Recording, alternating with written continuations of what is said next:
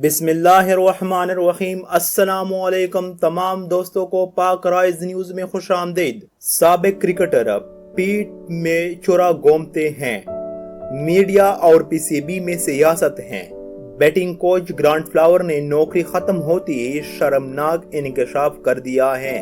मजीद discuss करने से पहले अगर आप लोगों ने अभी तक हमारे चैनल पाक राइज न्यूज को सब्सक्राइब नहीं किया है तो अभी सब्सक्राइब करें और साथ ही बेल का आइकन भी दबाएं ताकि हर नई आने वाली वीडियो और अपडेट्स आप लोगों को मिल सके।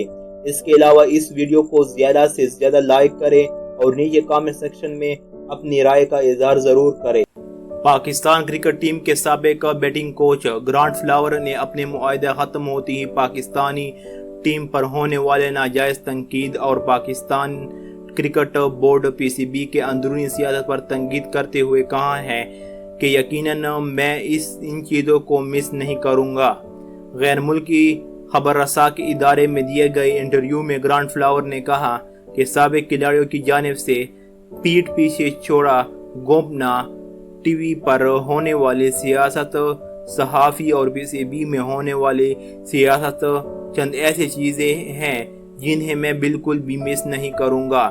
ग्रांट फ्लावर फखर जमान के मुस्तकबिल के हवाले से भी फिक्रमंद नजर आए और कहा कि उन्हें अपनी टेक्निक पर काम करने की ज़रूरत है ताकि वो दोबारा रन्स बनाना शुरू कर सके।